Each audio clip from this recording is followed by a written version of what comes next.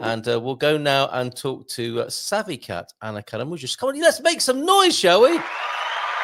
Nice big round of applause for the Savvy Cat. Here she is. Oh, your cat's gone now, Anna. How are you this No, she's still here. She's just a bit lower. Oh, bless her. There she is. Which one is this? What's her name? This one is Doro. She's my Doro. black cat. And then I have my gray cat over there. They like, my gray cat is super jealous. So if the black cat is within a meter, she won't stay close. It's like she has to be pet exclusively. Oh, cats are funny creatures, aren't they? They really are. So you've got company with you this evening. And I think you were one of the main reasons for us doing this, actually, one of the inspirations this evening to, let's chat. Because of the US election, it certainly put Portugal on the agenda for people, again, who are maybe considering Portugal anyway. It may have hastened their decision. And for us, it never went off the agenda, of course. But if you suddenly find yourself Portugal curious, especially for a 2025 move, you're in the right place this evening.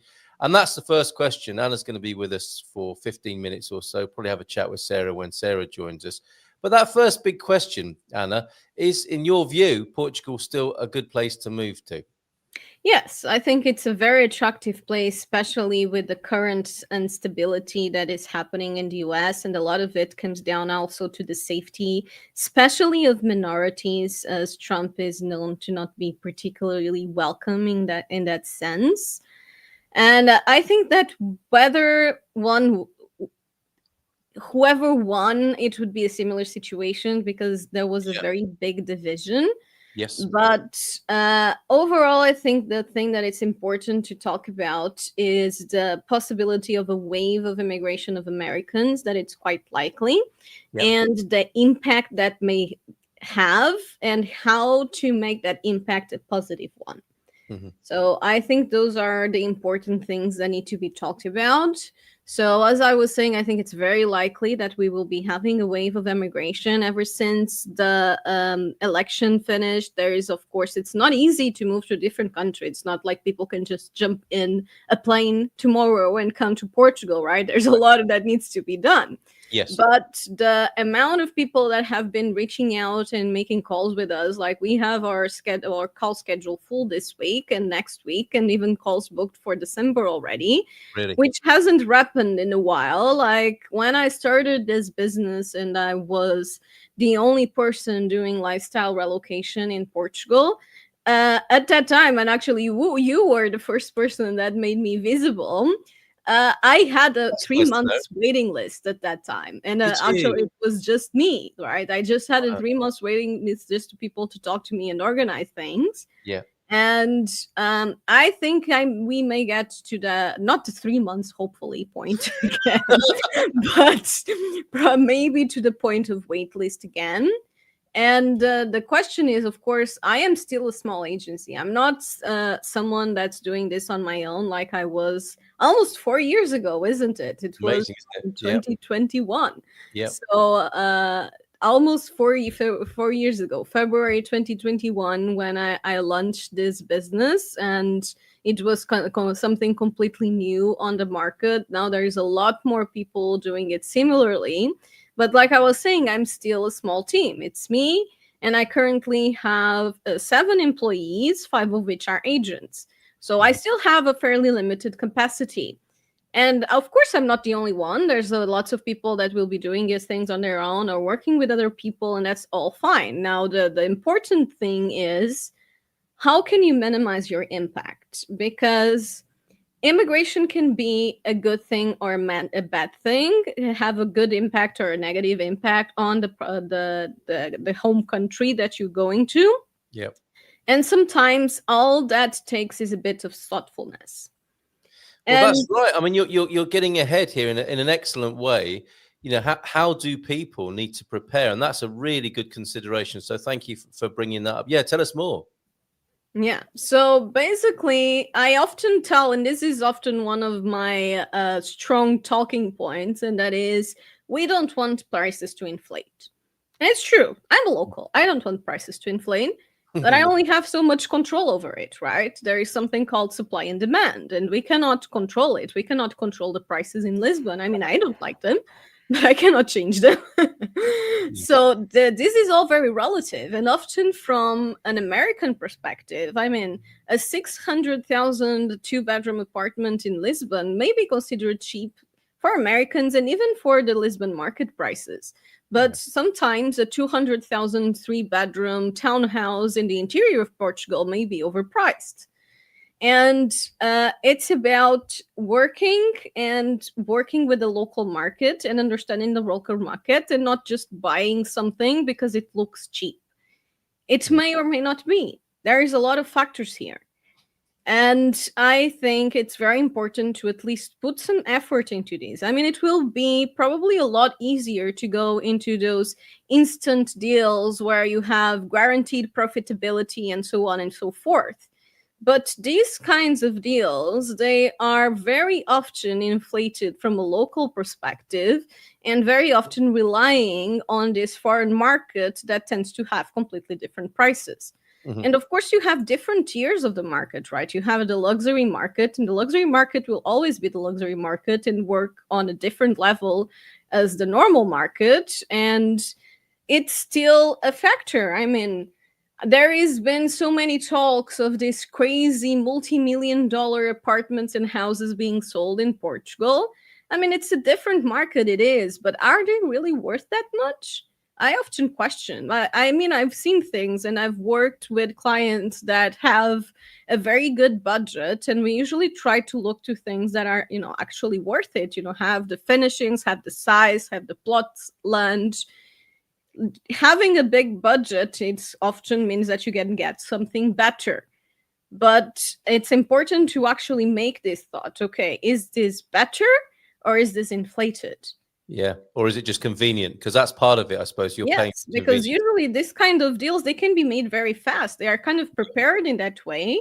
Yeah. And in a way, you are also paying for that convenience. But at what cost does that come? Yes. Yeah. Yeah. Well said. Well said.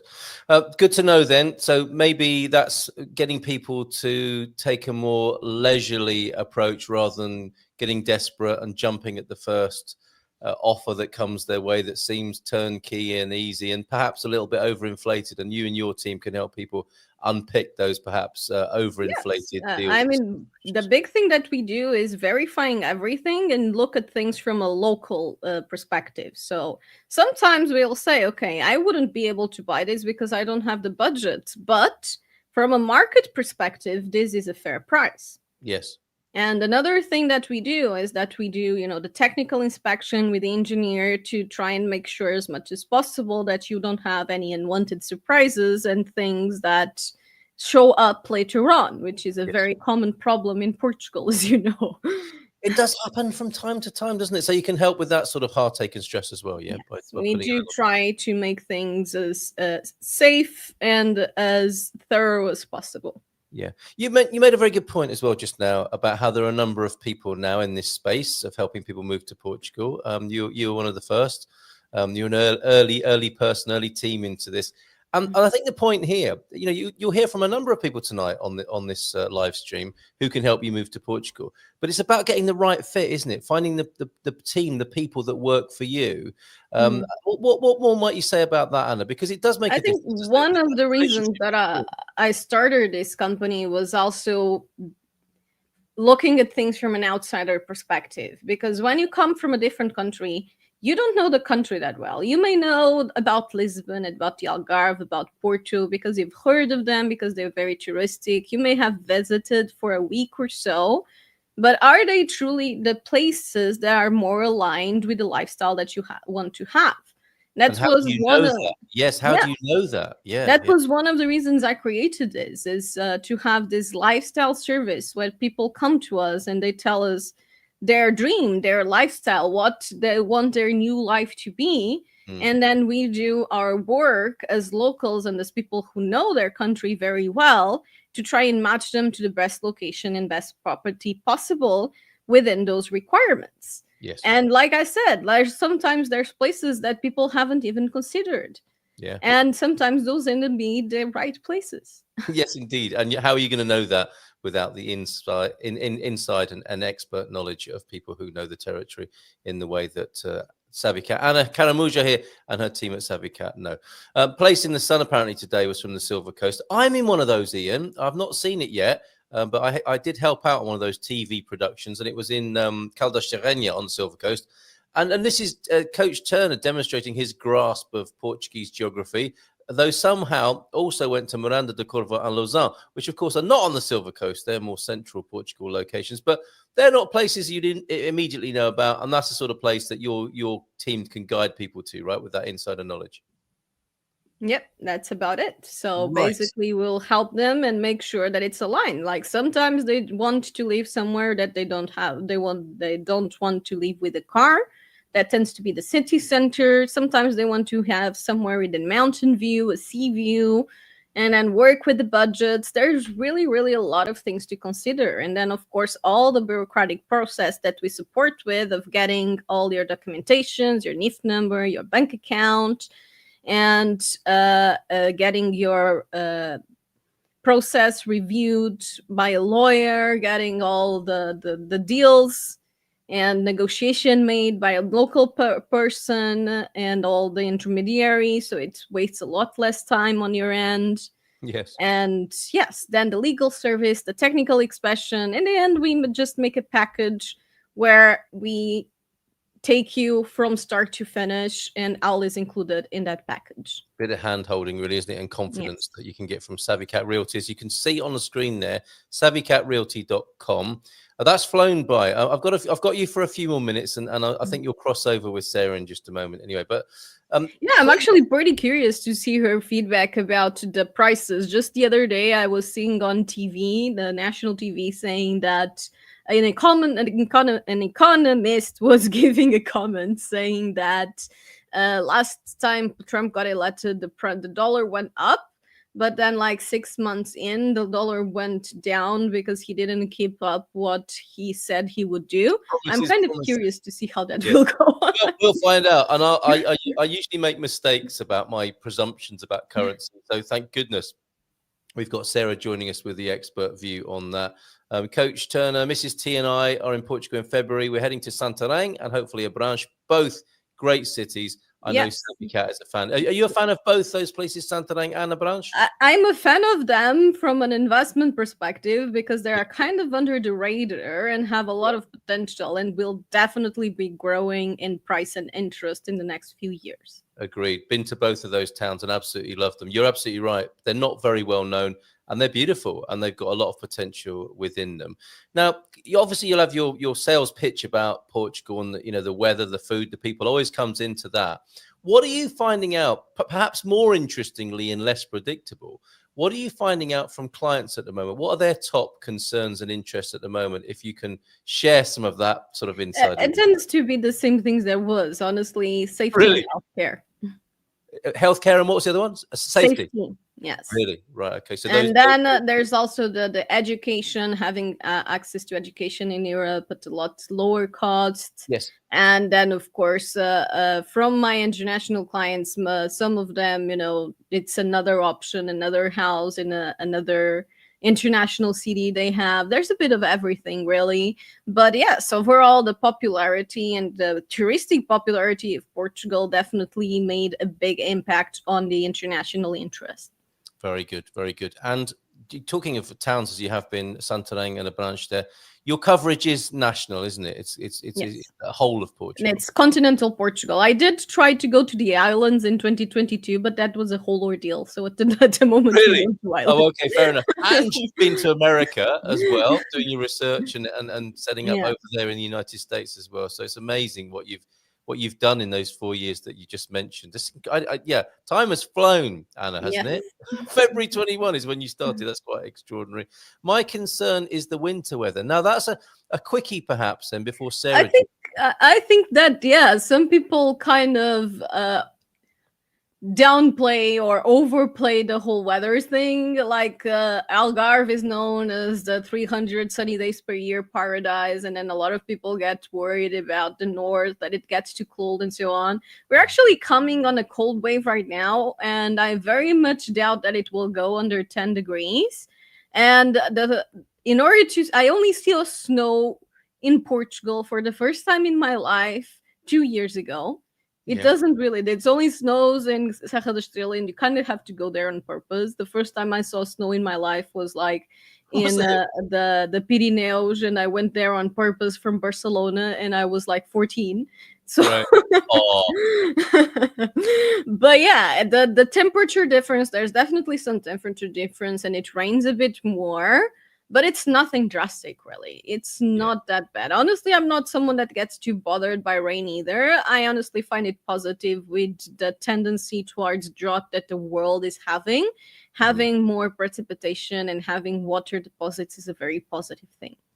It is. And I think the important consideration with that is the construction of your house, isn't it? You know, the weather is manageable as long as you've got a house that manages the weather well, if you see what I mean. So sometimes poor Energy construction. efficiency. Yeah, sometimes a poor construction can make your winter quite miserable if you've chosen incorrectly or haven't had the right advice. And as Anna said, they can help with that with the technical report. And yeah, I think there are a lot of opinions on that, but that's a key issue. You know, you don't want to be in a damp, miserable house if even though it's not sub-zero or very, very cold compared to what you're used to in the UK. I mean, Yeah. that will be my concern there, is to make sure you've got a decently built and insulated and energy efficient house rather than worrying too much about the external climate and weather conditions.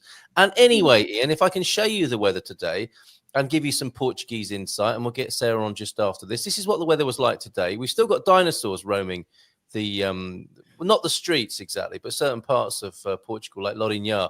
You'll see a brontosaurus, quite friendly. It's a vegetarian, nothing to worry about. And that beautiful San Martino. We've got a verão de San Martino. We've got the late summer, the Indian summer here, as promised by Saint Martin.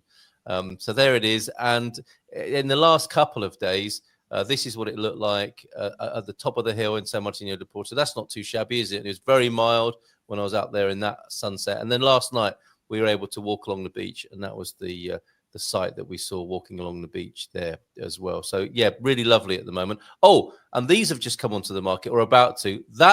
It's in these. These are rather snazzy in San Martino de Porto.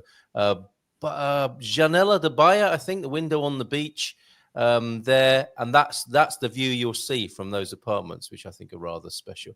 Anna, stay where you are for a moment, because I'm sure you and Sarah will have something to chat about. Maybe I'll go off and have a cup of tea while you two have a chat. Let's give her a nice big round of applause.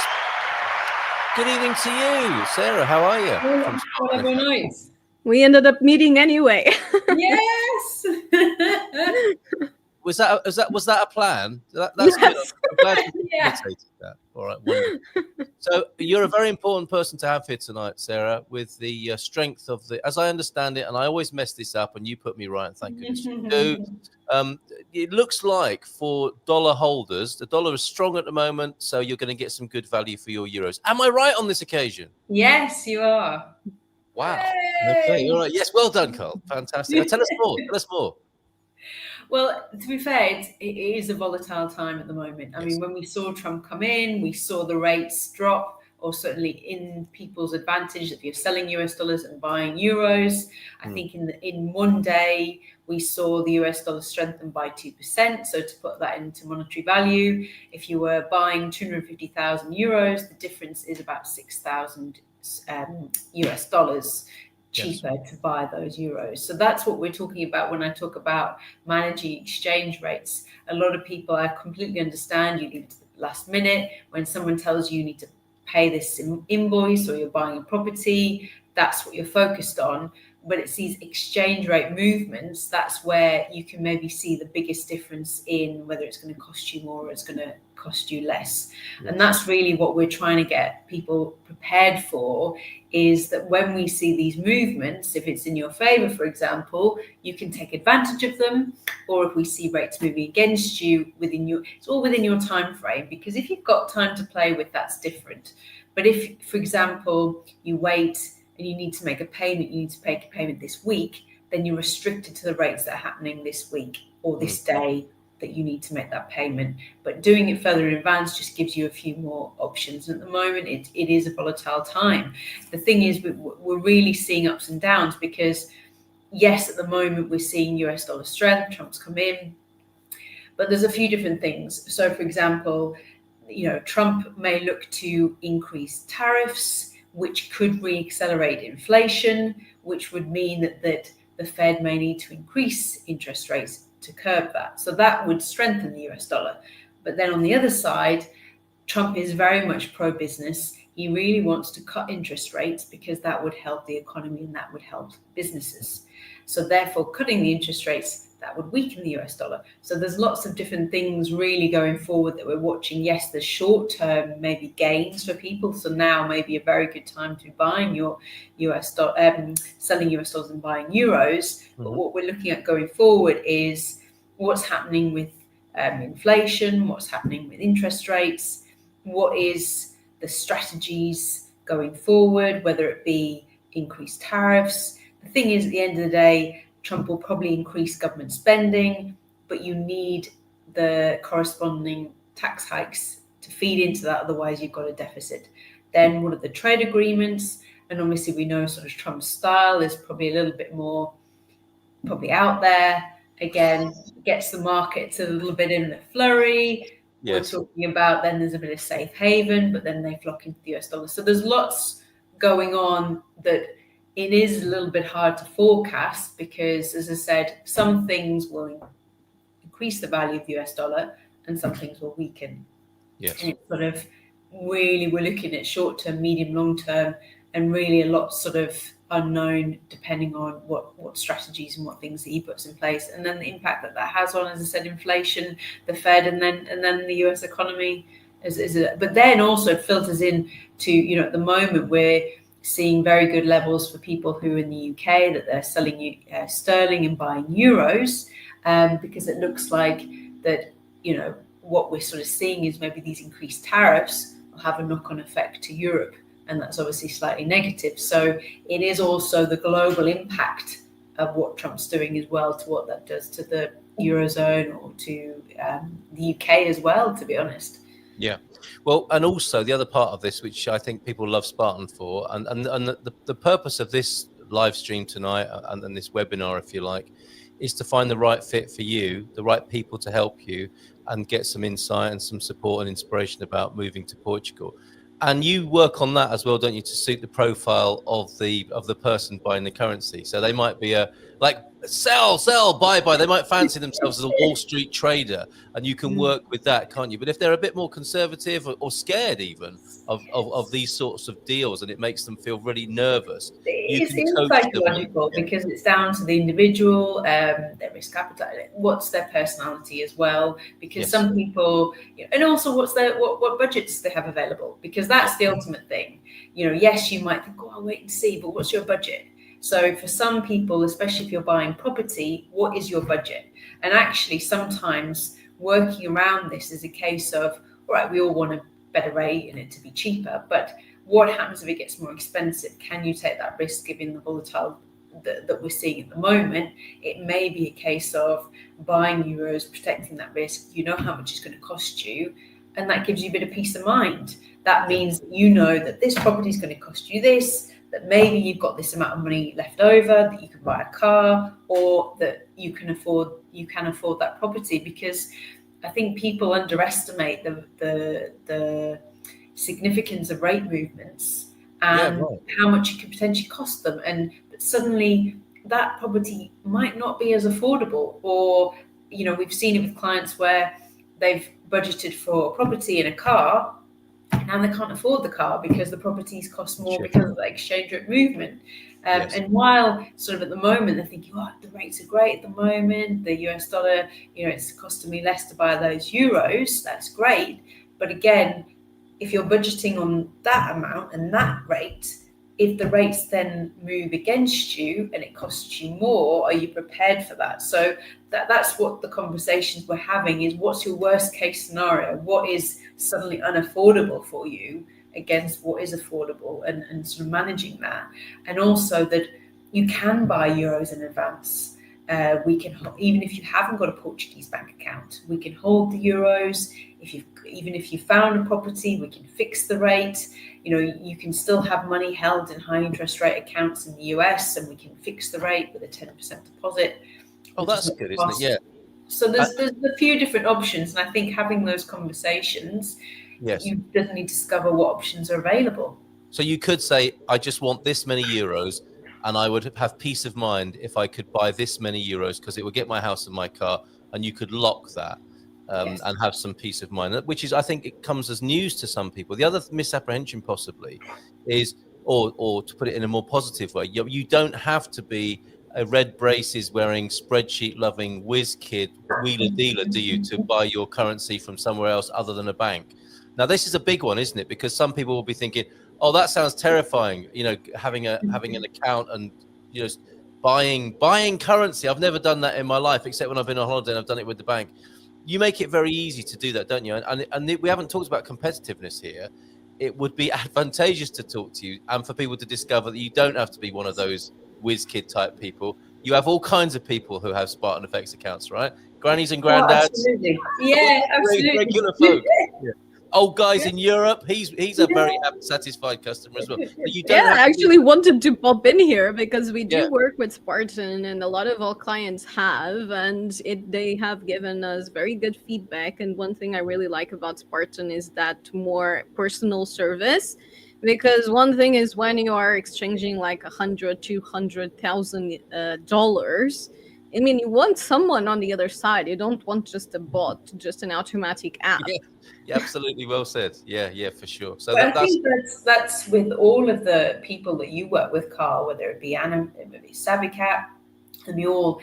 I think even myself, I mean, I've moved here, and that's the one tip I would say to people. Yes, obviously there is a payment for services within a certain degree, but using specialists, it just makes life so much easier because it is stressful moving country. There's so much to consider, and sometimes your brain's a little bit because there's so much going on.